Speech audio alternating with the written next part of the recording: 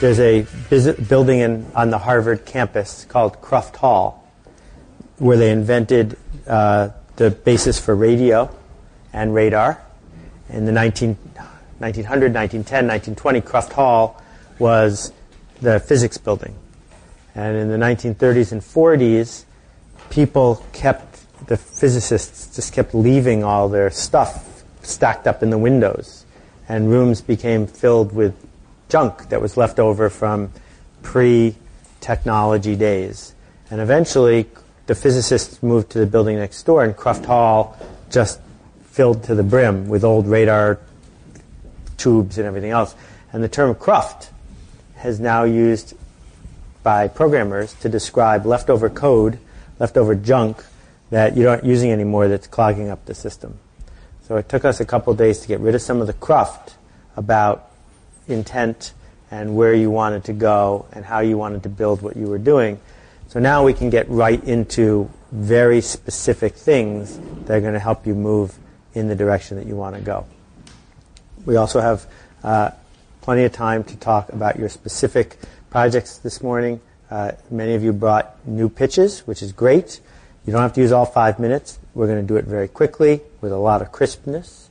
And before you start, I just want to repeat what I said Monday morning, which seems like 6 weeks ago, which is starting a business is being an architect. And you get to decide what land you're going to put it on, and you get to decide how many windows you're going to have, and you get to decide what you're going to build it out of.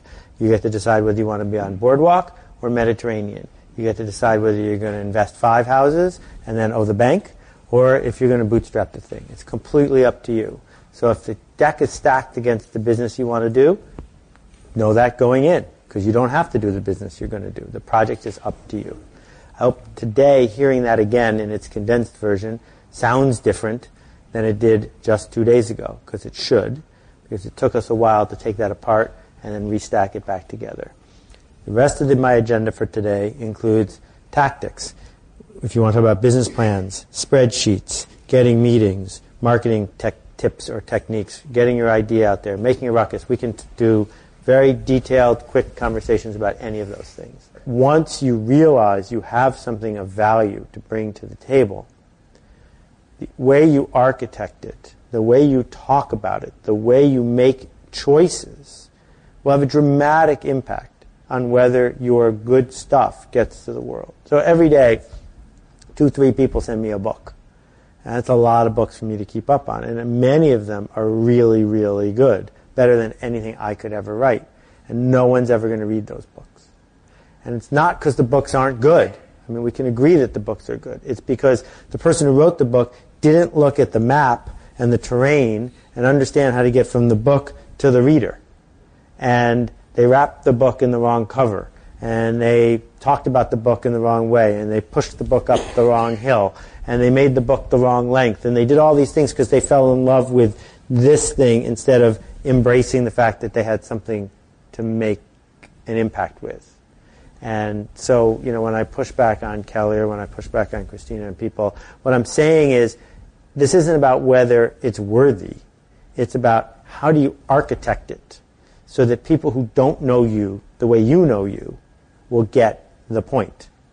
Right? And there's a podcast that there's too many hours of it for you to listen to all of it. A guy named Mark Maron, America's most neurotic comedian. It's called WTF, and it's free. But Mark interviews other comedians for an hour and a half at a time.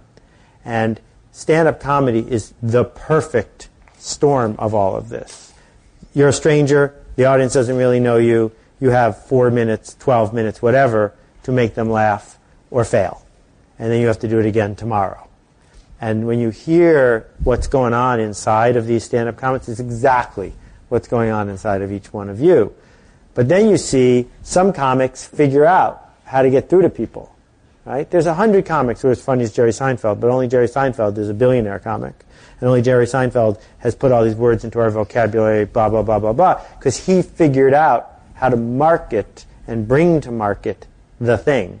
Whereas the other guy is still playing at, some Hotel 6 in the middle of nowhere. That is the fork in the road. So if I keep coming back to shipping it and interacting with the marketplace and figuring out. It's because you get that part right, everything else takes care of itself. So we're going to talk a little bit about business plans, but the short version of a business plan is write down enough to make a sales call.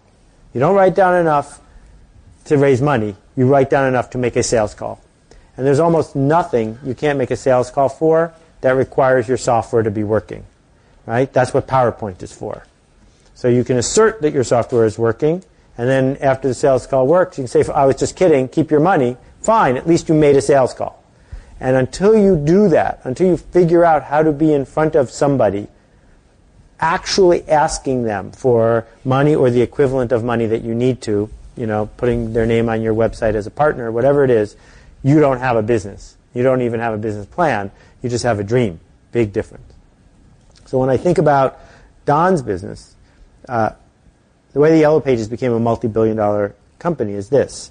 There was a partnership between AT&T and R.R. Donnelley. R.R. Donnelley prints lots of stuff. They know how to cut down trees and make Yellow Page books.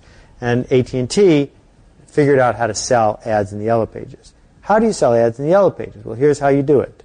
Pizza is the biggest category in the whole Yellow Pages almost everywhere. The salesman goes into the pizza place. Now, 99 times out of 100, you don't get to meet the owner. This is a big problem in your industry, in lots of industries. The persistent salesperson explains that what he wants to do is give this business a free ad in the Yellow Pages and install a free telephone in the pizza place, a second phone, a yellow phone. Sometimes it was red, sometimes it was black, but sometimes it was yellow. This was 50 years ago. And the pizza guy says, finally, sure, why not? And what they do is they run a little ad in the Yellow Pages, but the phone number in the ad is for the other phone. And after a few weeks, this phone is the one that keeps ringing. Then the guy comes back from the Yellow Pages and he says, I'm here to take out the phone. And the pizza guy goes, no. How much do I have to pay you to keep the phone? And so the ads keep getting bigger and bigger because this is what all the pizza guy cares about is this phone rings. So the question that I would ask if I was going to invest in Don's business is, how many painters have agreed to pay $771 to buy this page from you?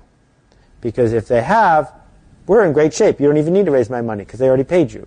And if they haven't, I'm like, I don't want to give you money to build software or print things until you show me painters who are giving you cash.